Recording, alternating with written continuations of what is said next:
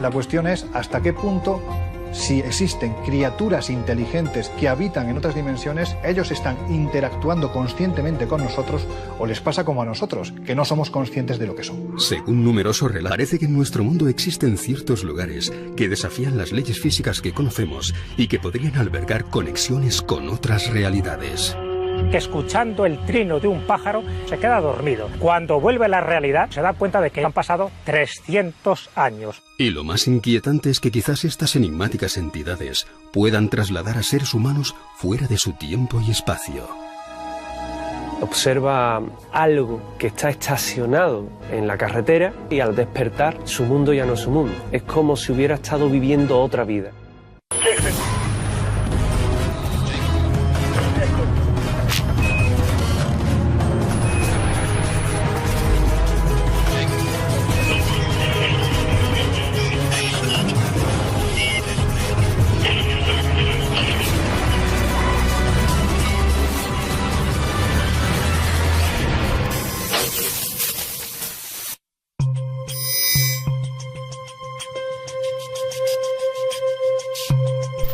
Cada vez son más los investigadores que sugieren que tal vez el fenómeno ovni no se relaciona exclusivamente con seres extraterrestres. Yo creo que hoy en día es más fácil pensar y mucho más razonable que el fenómeno ovni no tiene tanto que ver con extraterrestres como con lo que ya está defendiendo la física teórica. Quizás uno de los abanderados sea el físico Michio Kaku, que defiende que más allá de nuestras 3-4 dimensiones, que son las que manejamos, hay más dimensiones y que en un momento determinado se pueden producir una serie de rupturas, de aperturas, de paradojas en las que algo se abre y criaturas de otras dimensiones de una forma u otra se cuelan en nuestra realidad. Existen numerosas filmaciones en donde se ven objetos voladores no identificados que parece que se están materializando en nuestra dimensión. Es decir, parece más bien un fenómeno dimensional más que extraterrestre. Desde mi punto de vista, el fenómeno ovni tiene mucho más que ver con la existencia de inteligencias de otras dimensiones que están de algún modo contactando o interactuando con nosotros. O, ¿por qué no?, alguna clase de viajeros del futuro. Quizás una de las leyendas urbanas más bonitas y a la vez más creída por cientos, por miles de personas en todo el mundo sea la de los viajeros en el tiempo.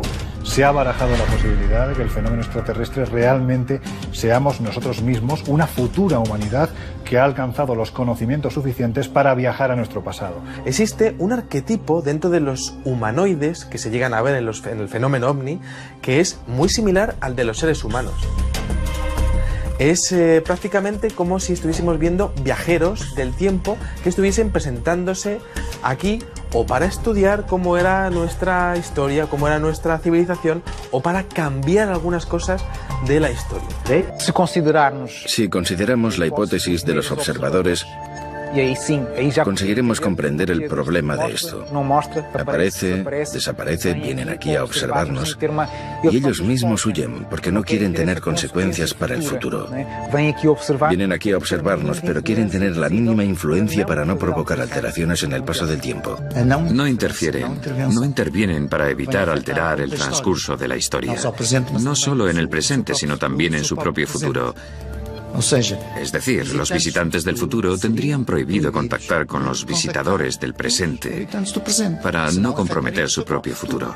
Indudablemente el fenómeno ovni se muestra hasta cierto punto, pero nunca existe, digamos, esa grandísima prueba definitiva. Es como si el fenómeno quisiera aparecerse solo en determinados momentos ante determinadas personas. Solo nos basta mirar hacia el sol y las estrellas para poder ver su pasado. La imagen que recibimos ha tardado en llegar desde unos minutos hasta cientos de años. Y si podemos ver luces del pasado, ¿podríamos viajar hacia él? Los científicos de la Universidad de Texas, con Frank Tipler a la cabeza, determinaron que sí era posible y desarrollaron un modelo matemático para poder hacerlo. El problema está en la cantidad de energía necesaria para poder llevar a cabo una experiencia de ese tipo. El viaje en el tiempo es absolutamente posible. De hecho, todos nosotros estamos viajando constantemente hacia el futuro. La gran pregunta no es el viaje al futuro. La gran pregunta es el viaje al pasado. Tal vez exista la posibilidad de que la pregunta en sí tal vez tenga que ser reformulada o vista desde otro prisma. Es decir, si lo que nosotros entendemos como tiempo existe como realidad o es simplemente el producto de nuestra percepción de aquello que nosotros llamamos realidad. Según la teoría de la relatividad, si yo estoy aquí y veo pasar un rayo de luz, yo sé que este ha sido emitido en un momento y en un momento inmediatamente posterior ha sido absorbido, pero para el observador del rayo de luz no ha pasado el tiempo entre ignición y absorción. O sea, que el tiempo es completamente relativo al observador. Desde el punto de vista de la física teórica, el viaje en el tiempo es posible. Otra cosa es que, desde el punto de vista práctico, tengamos la tecnología, el conocimiento adecuado y, sobre todo, que nosotros físicamente, como entidad biológica, podamos soportar un viaje de esas características. Recientemente, unos científicos eran capaces de trasladar una partícula a 3 metros de distancia de forma instantánea. Y lo mismo podrían hacer viajando en el tiempo. Lo que no sabemos es si un organismo complejo sería capaz de aguantarlo, pero sí al menos que ese traslado es posible. Un viaje en el tiempo con entes biológicos, con la tecnología de que disponemos hoy en día, claramente creo que no es posible. Ahora bien, la tecnología avanza continuamente. Y por tanto, aquella de la que dispongamos de aquí a 100 años, probablemente vaya a ser muy diferente a la de hoy. Estoy convencido de que en un primer momento mandaremos a elementos microscópicos, ¿no? Mucho más difícil sería que entidades biológicas como nosotros pudiese viajar a ese pasado o ese futuro. En el fondo, también estamos tocando otro tema que tiene mucho que ver con los viajes en el tiempo, que es la teleportación. Actualmente se están teletransportando pues una serie de paquetes de información, incluso información molecular, ¿no? Pero esto es la primera puerta para la teleportación de elementos físicos. Y esto sería el primer paso para los consiguientes viajes en el tiempo. En 1895, H.G. Wells, con su obra La máquina del tiempo, inicia un fascinante debate acerca de la posibilidad de crear ese fabuloso ingenio. Estoy absolutamente convencido que dentro de 1 o 2 siglos, si no nos hemos autodestruido y el planeta ha saltado por los aires, existirá esa tecnología para realizar viajes en el tiempo.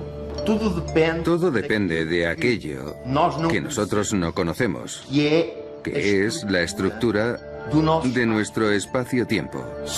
Si tomamos un observador que se desplaza relativamente hacia otro observador cualquiera,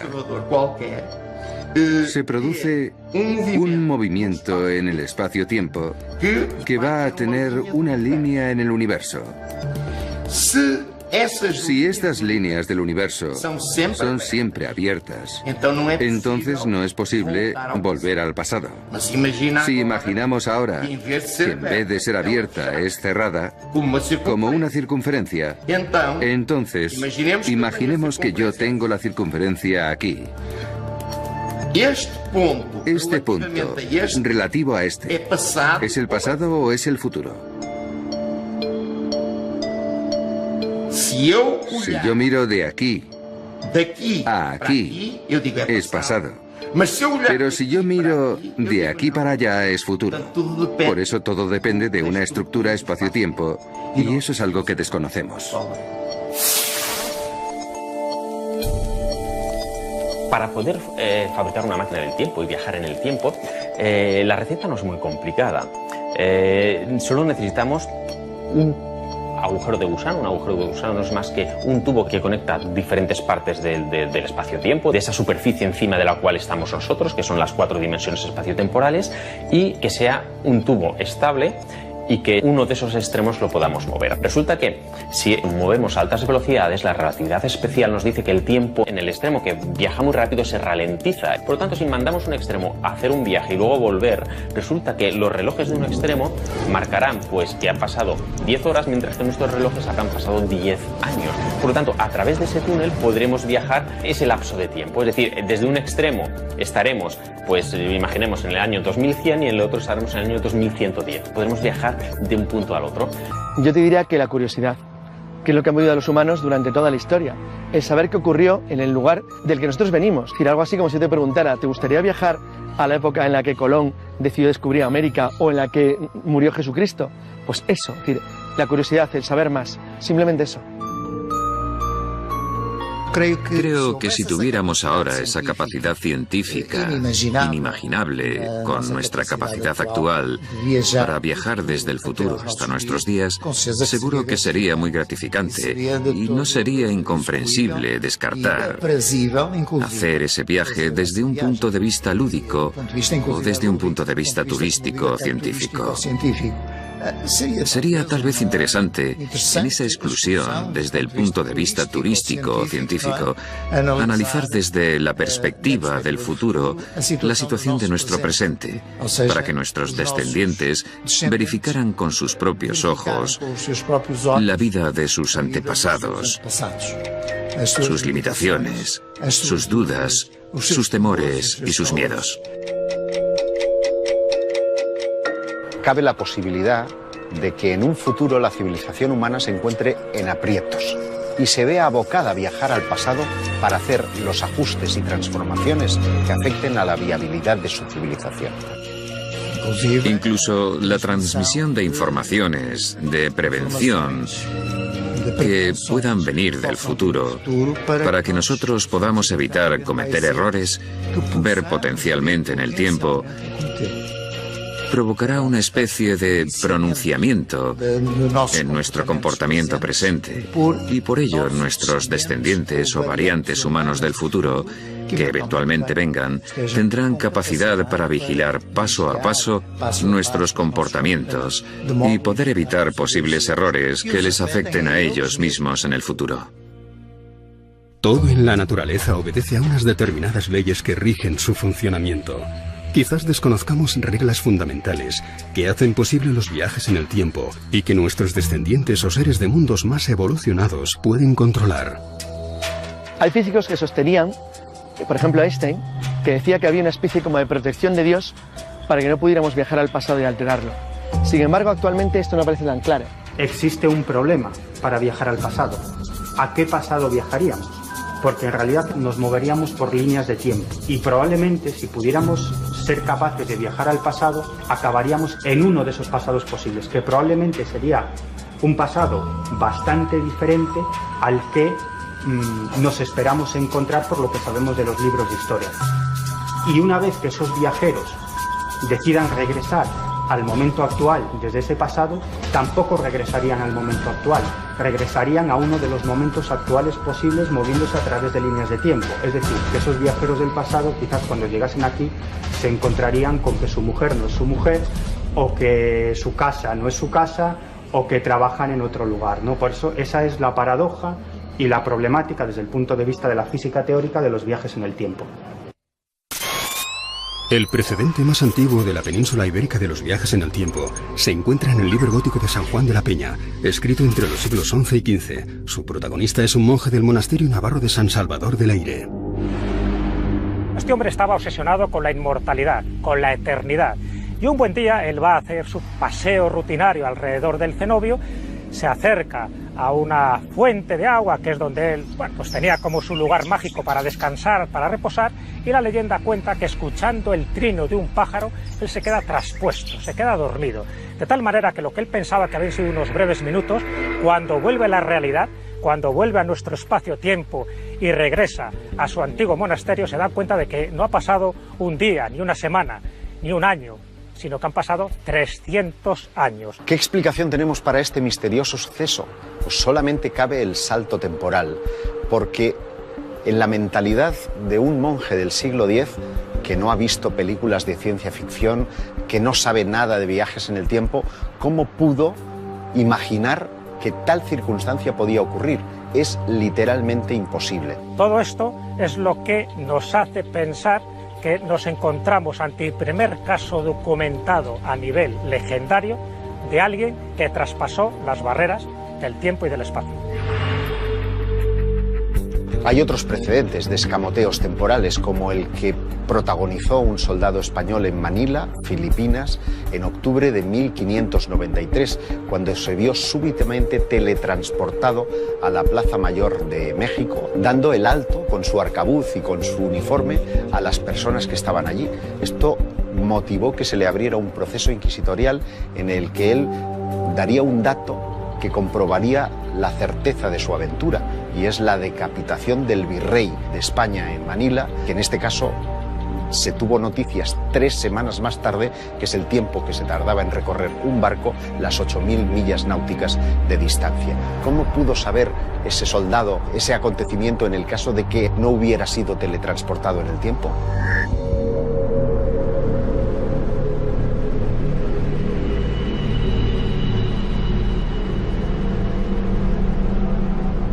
Jenny Randles es una de las grandes investigadoras que hay ahora mismo en el Reino Unido. Ella planteó la teoría de las tormentas espaciotemporales para decir que puede haber momentos puntuales en los que se produce ese encuentro interdimensional en el que lo que hay en esa otra dimensión puede ser visible por quienes estamos en estas 4 dimensiones nuestras. Hablan incluso de que ese tipo de paradojas se produce siempre pues, en torno a un gran aparato eléctrico, una serie de nieblas, especialmente de unos tonos verdosos, pero hasta ahora no se ha podido demostrar. Es simplemente una hipótesis más. Mi interpretación sería pensar más en una teoría del caos, como si una mariposa moviese las alas en Tokio y causara un temporal en Nueva York.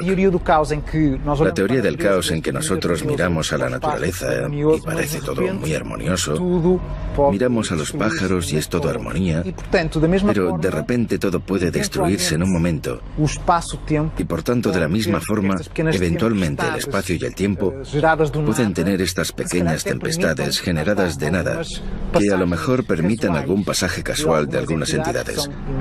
Imaginemos que sean absorbidas por esas entidades y aparezcan por otro lado.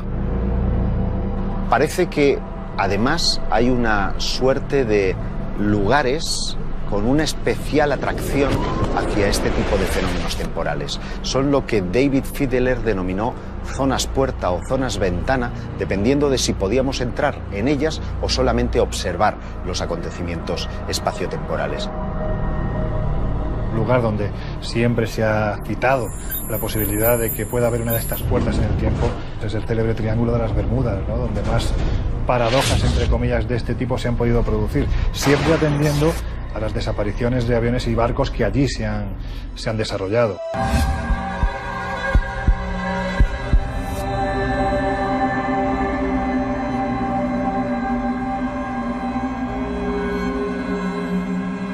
En la zona del barranco de Badajoz, por ejemplo, se han obtenido numerosas fotografías nocturnas que muestran a seres de aspecto luminoso que parecen salir del barranco, como que realmente aquello fuera una suerte de puerta que nos teletransporta a otro lugar. Tenemos casos en el que el testigo o la testigo advierte que cuando va caminando por este lugar verdaderamente enigmático y cargado de sucesos extraños, refleja que en un momento determinado ha perdido la noción del espacio, del tiempo, y que cuando ha vuelto a cobrar la conciencia se encontraba en otro lugar.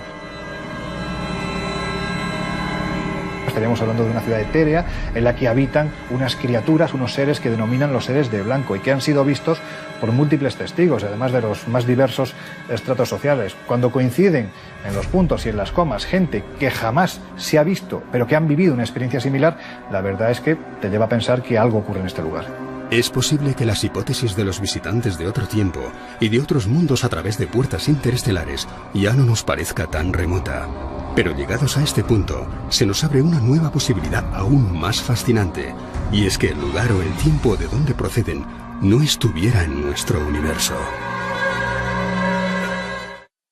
Parece que efectivamente la hipótesis de que hayan universos paralelos al nuestro que están conviviendo en este mismo espacio es perfectamente plausible. De hecho, la física cuántica está hoy en día trabajando en esa posibilidad, la de que bajo diversas circunstancias esos universos establecerían una suerte de agujero de gusano que comunicaría eventualmente ese paso entre universos. Lo que dice aquí la mecánica cuántica es que si un sistema físico puede tener diferentes futuros, resulta que tiene una probabilidad de que ocurra cada uno de ellos. Y el que ocurra uno o ocurra otro simplemente depende del azar. Y esto pues da lugar, obviamente, a mucha ciencia ficción, pero también da lugar a pensar que podría haber infinitos universos donde en cada universo estemos nosotros con diferentes historias, diferentes futuros, dependiendo de cada una de las decisiones que hayamos tomado a lo largo de nuestra historia. Es decir, que si tenemos que tomar la decisión A o la B, en un universo tomamos la A, en el otro tomamos la B y tenemos vidas diferentes, paralelas diferentes. Si atendemos a la teoría de los multiuniversos, yo parto de la idea de que tenemos que diferenciar que una cosa es precisamente la posibilidad de que existan múltiples universos y luego otra cosa es que existan múltiples dimensiones. Quizás eso es más cercano a lo nuestro. Decía el poeta Eluard que hay otros mundos pero están en este. Y yo creo que cuando decía eso se estaba basando precisamente en esas otras dimensiones que conviven junto a la nuestra, que en momentos puntuales se produce una paradoja que nos permite a nosotros ver e incluso a ellos interactuar con lo que hay en nuestras cuatro dimensiones. Para describir el universo utilizamos la teoría de la relatividad general de Einstein, que toma la gravedad como la principal fuerza que actúa sobre los cuerpos celestes. Pero a la hora de estudiar el mundo microscópico usamos la mecánica cuántica. Surge entonces una nueva concepción de la estructura de la materia, la teoría de cuerdas. ¿Qué viene a decir la teoría de cuerdas?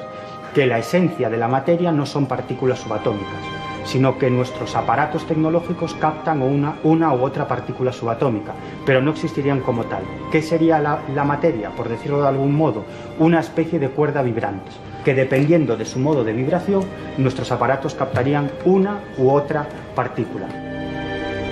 Pero hete aquí lo interesante. Esa cuerda vibrante, la esencia de la materia, tendría que moverse en toda una serie de dimensiones espaciotemporales, de 10 a 26 dimensiones espaciotemporales. Es decir, que para validar la física cuántica actual tendríamos que aceptar la existencia de otras dimensiones espaciotemporales, lo cual abre la puerta a la existencia de esos universos paralelos.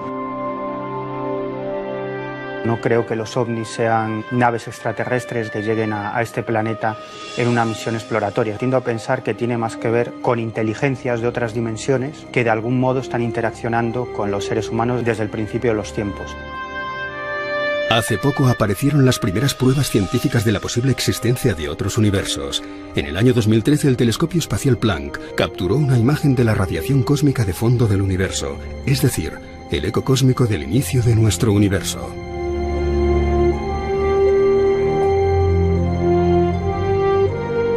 Los científicos, al observar este mapa, descubrieron que había una serie de anomalías de ese eco cósmico. La conclusión: había algo, un universo o varios universos paralelos, cuya gravedad ejercía un tirón sobre ese eco cósmico.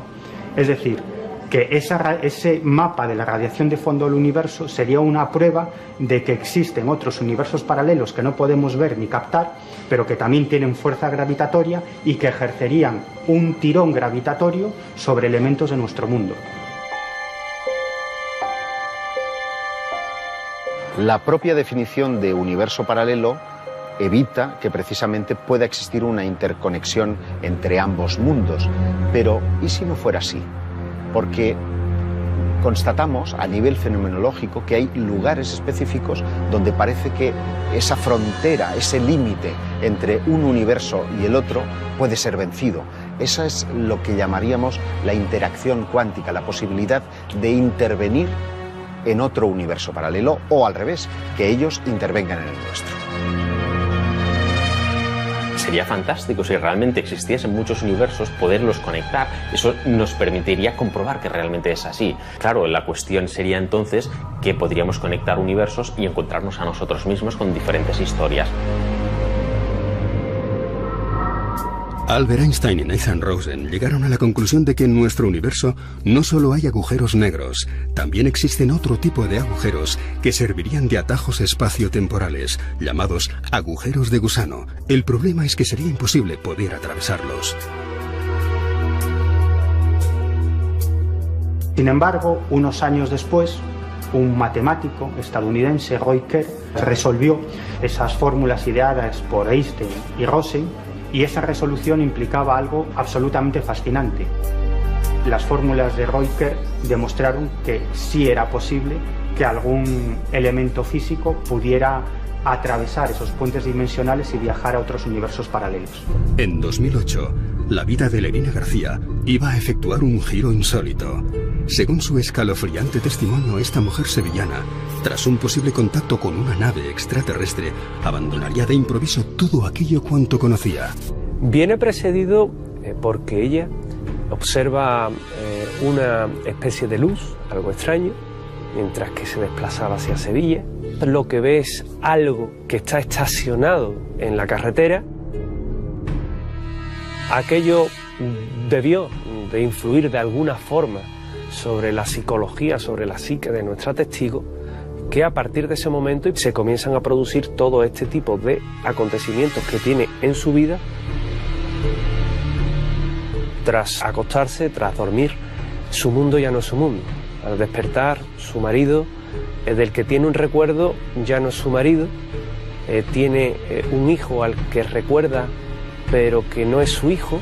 Es como si hubiera estado viviendo otra vida, es como si hubiera vivido en un mundo diferente y al despertar se hubiera materializado en esa otra vida, ¿verdad? El caso de Lerina es verdaderamente un ejemplo, ¿no?, de toda esta interacción entre universos. Todo parece haber variado. Todos los actores de su propia vida la reconocían y sabía quién era, su tiempo era su tiempo, pero sin embargo estaba viviendo en una realidad alternativa. Cuando se habla con ella, hoy día sigue sin estar convencida de que su vida actual sea la que realmente tiene. Es un fenómeno, es un suceso absolutamente inexplicable y asombroso. A tenor de todos estos casos, cabe plantearse si lo que denominamos fenómeno ovni podría tener alguna relación con esta suerte de universo paralelo, porque parece que el tiempo es un factor determinante dentro de la fenomenología de los platillos volantes. Esa interacción entre dimensiones, cuando se produce esa ruptura, esa apertura, por decirlo de alguna forma, pues te explicaría posiblemente muchos fenómenos que asociamos a la fantasmogénesis, a la espectrogénesis, al propio fenómeno ovni, al fenómeno extraterrestre. La cuestión es hasta qué punto, si ahí existen criaturas inteligentes que habitan en otras dimensiones, ellos están interactuando conscientemente con nosotros o les pasa como a nosotros, que no somos conscientes de lo que son.